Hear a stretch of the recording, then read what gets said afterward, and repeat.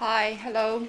So my name is Jelena. I work for a company called Mango Solutions, and Mango is a data science services company.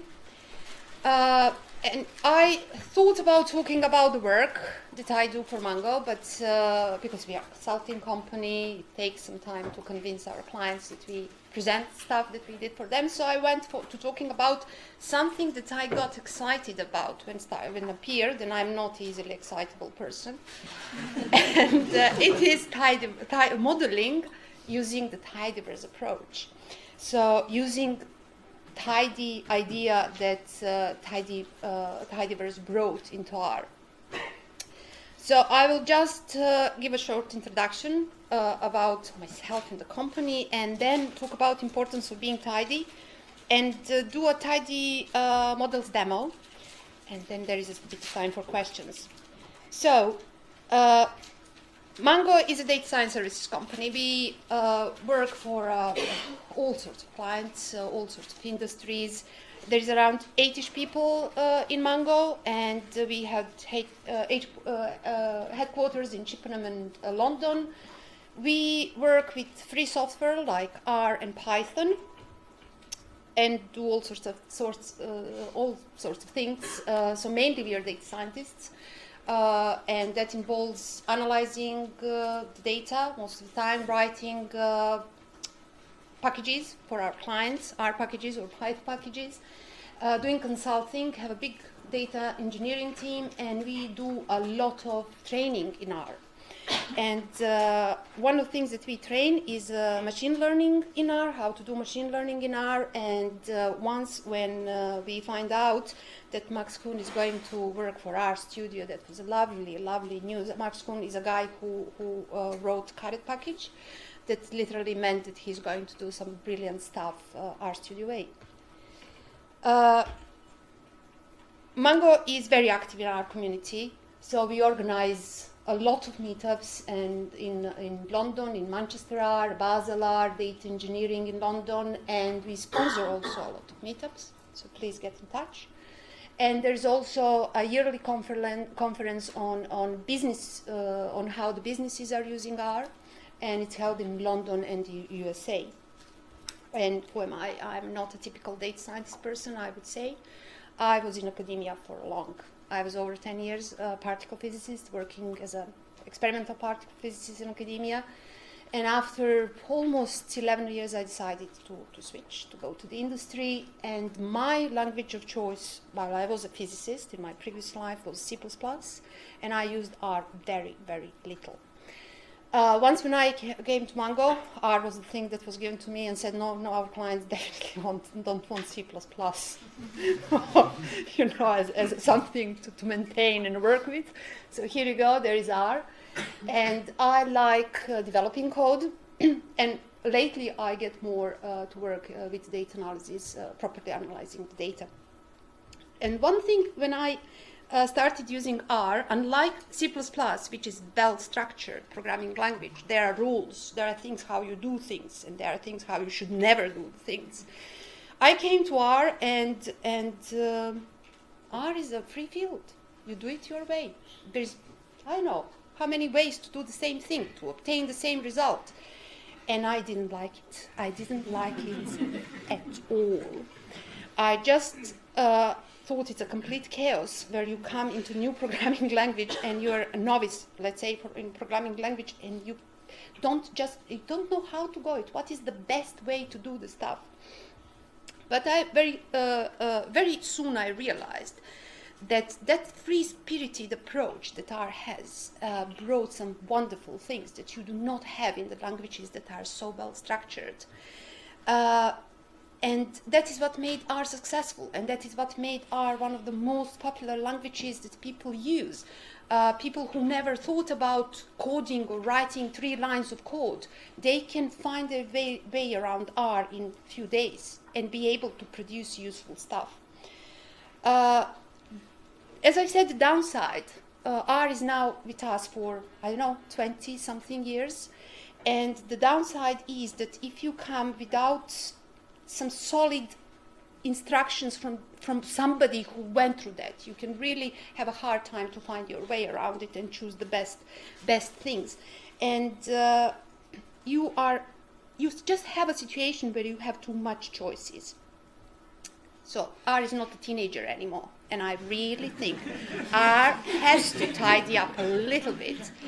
And the way to do it after all these 20-something years, there should exist a way how we should think about data analysis, how we should think about the modeling. And that is what Tidyverse did. And I think that is an example, one thing that worked very well. So you have, I don't know, 10 different ways to select your data from, to select a couple of columns from your data set. And you can use your data tables, you can use your base package approach, you can use the other approach. But then Tidyverse bundle of packages, they decided that maybe if you want to make it easy for everybody, let's write a set of packages that are easy usable even for people who do not have programming gene. So with analyzing the data is straightforward. This is a Tidyverse way. You import the data, you tidy data, to transform, you visualize, you communicate what you got, then you go to the model, then you go into this loop until you are completely happy, and then you have your final result even. With modeling, when you think about what modeling, when we apply machine learning for something, there are some very, very defined steps. What do we do all the time? We get our data set, we pre-process our data set, clean, do whatever we have to do. Then we split out data set on our testing and training sample. Then we take our training sample and we do the fitting. We choose what is the algorithm.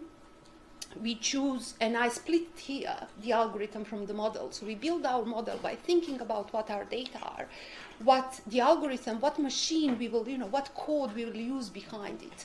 And then we build our model, we train our data, we check how that works with our test data, and we repeat these things all the time until we are happy and we find the best model we can have for our data. But in R, modeling algorithms in R behave in many curious ways. You go and have a package A. In package A, the algorithm 1 is coded in a way that input must be a matrix. And you have to give x equals this, y is equals this, and you as output get a vector of probabilities. Cool. You go to the next algorithm in the different package, which is very similar to this one, but just has a little bit add-ons on top of it. And there is a data frame as an input, and you can only give a formula. And what you're going to get is a matrix. Okay. Then the third one takes vectors as inputs, x and y's as specification, and you get a class, specific class for that type of object. And then you are forced, if you want to compare the results from the different algorithms, you are forced to do a lot of programming gymnastics, which most of the data scientists, analysts, let's see, if you are interested only in data analysis, really are not keen on. There are some people who love doing that, transforming objects of this type to that type and doing whatever they can. But really, why should I spend 90% of my time trying to compare something written as an array with something that I got the output in, as a matrix or a class? So we do have something in R, and we have 3 modeling frameworks and some additional attempts. There is MLR, there is a Caret, and there are tidymodels that are appearing just now. So Caret is written by Max Kuhn, and he 2 years, I believe 2 years or 3 years ago, he moved to our studio. And idea of Caret was let's make the things uniform, let's make it work, let's make a framework that is going to deal with all these annoying things that you have to deal with between the different algorithms and different packages that are there, and let's have a unified interface. So, and Caret is and still, it is used very much. It's one huge package which takes care of everything. But the idea of RStudio had with Tidyverse is the same idea that they are applying now to tidymodels. It's better to have a couple of useful packages loosely knit together, that they work in synchronicity, but all these packages are separate and deal with the separate things. And why do we want to do that? We want to just create a unified interface to model tidy way, to completely know it, use as little code as possible to get results that are comparable across all the different models. Organize by model type, generalize how the models are fitted, and always, please always return the same object, that, same type of the object that you compare one to each other. So literally this, go from what we had before, and if you use algorithm 1, that algorithm 1 should deal with data frames and should deal either with both of these methods, are the x equals y equals, or if you prefer formula, go for formula, but it will output, all of these models should output the same object class. So yes, I don't like making presentations, so I will just go to our code. And one thing that I really, how do I go back? Like that. One thing that I really liked about tidymodels is that they worked first time when I tried them from the box. So this is, I don't know if you can see, everybody can see this. Yeah, it does not look bad.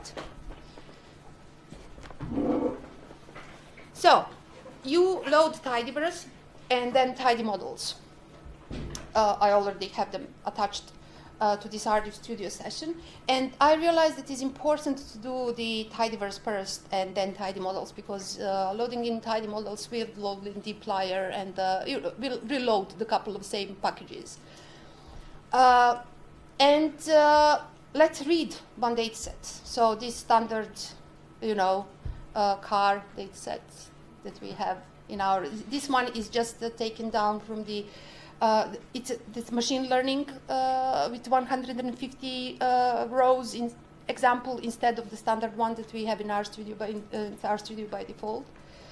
And just let's read in this one and remove one. It's a car name. We don't need car name for our model.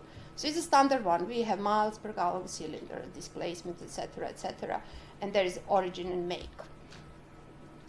First new package that comes here is resample. So we have to split our data somehow in a training and testing set, and there is a new package that, when you load in tidymodels, this package will be attached to your RStudio session.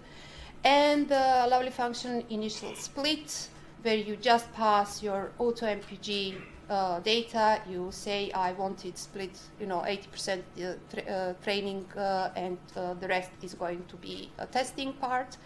And what should I use as a column that I take care of, that I sample events in such a way that I have them equally, so say from the same sort of distribution. If you build the distribution of MPG, you should sample from that distribution in the how is it called, in the training set, in the tasting set. So this is MPG. I'm choosing MPG as such, and you just run that. There it is, and you got it. And this is an object out of which you can pull out the training sample and testing sample, just calling training and testing functions. So RStudio goes with that, nicely naming your functions that they actually do what that word means. One thing that I noticed really is that help is written so well. If you go and look at the help, give an explanation of the functions that are given, they're really written nicely. I have met with a lot of packages and a lot of explanations given for the functions that are literally unreadable. And these guys really took good care to explain in layman's terms what things are doing, what this function is doing. So you don't have to know all the math behind and why we are resampling this way or that way. You read that sentence and you know what is happening. So in my opinion, so tidy models are really in they're still baby. They're not even toddler. This is a version 0.02 or 0.03, but there is one package that is beautiful, that is part of the tidy model, and this is pre-processing part. It made the pre-processing very simple. So the wording used here, all the functions are named as a cooking analogy. So you will have recipe, you create your recipe, what you want to do with your data.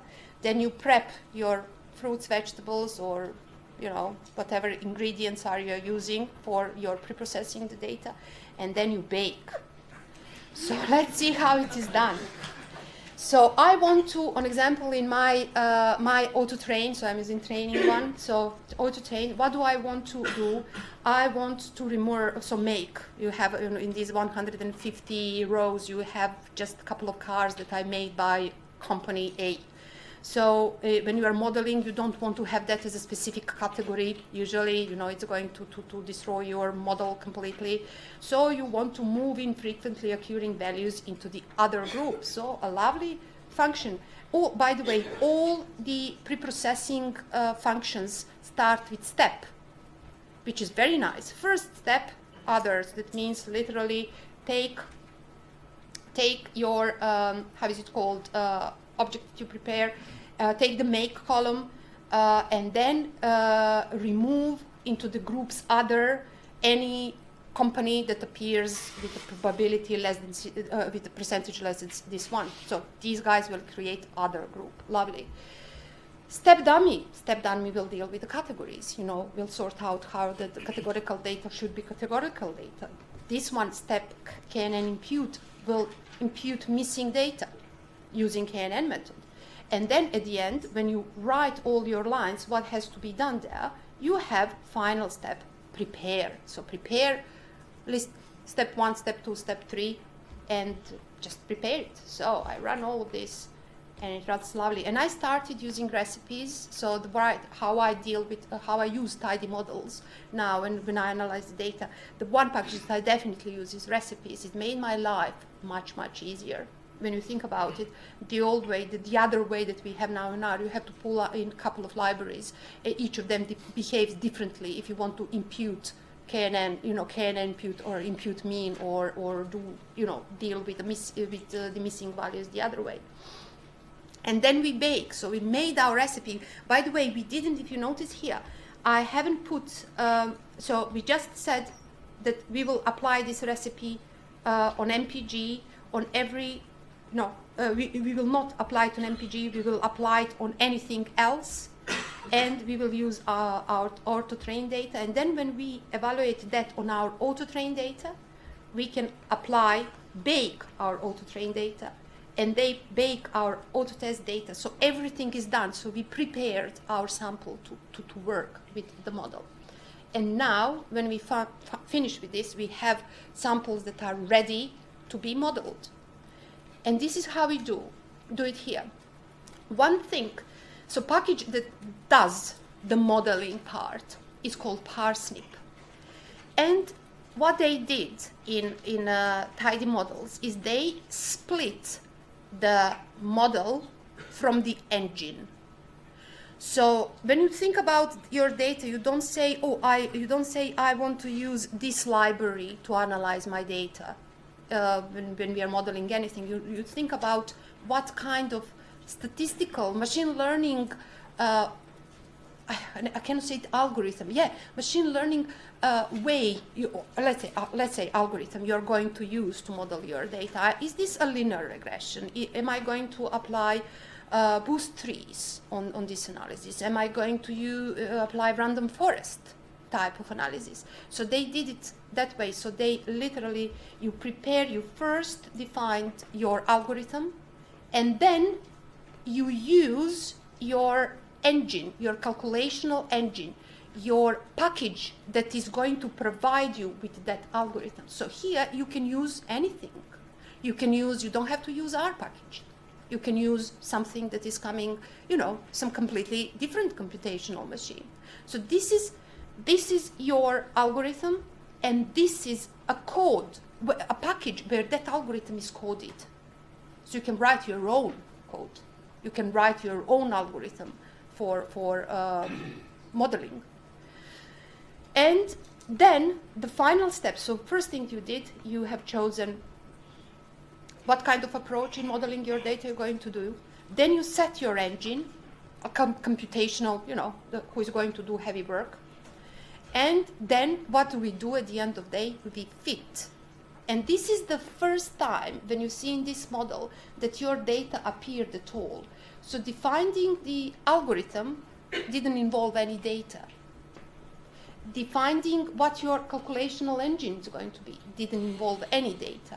The first time you're saying that I'm going to use this, I'm going to use Boost 3's algorithm coded in this library, and I'm going to run that on the, how much do I have?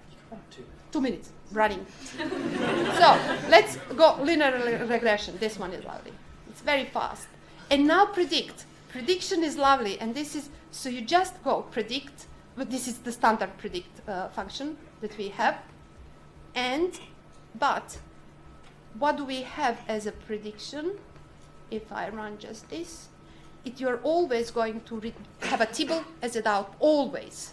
And you are going to have the original one and predicted one. Always, always. You can choose, of course, if you tweak the predict function, you can choose is it going to be probability or not. And the last package I'm going to mention is yardstick, is for the metrics, how we are calculating, is this good or not. And first is your prediction. You set truth and estimate as your other two parameters, and this will return the metrics again in a table form. So you can compare, you can build them together as a chain and compare each other. Thank you. I've been talking too much.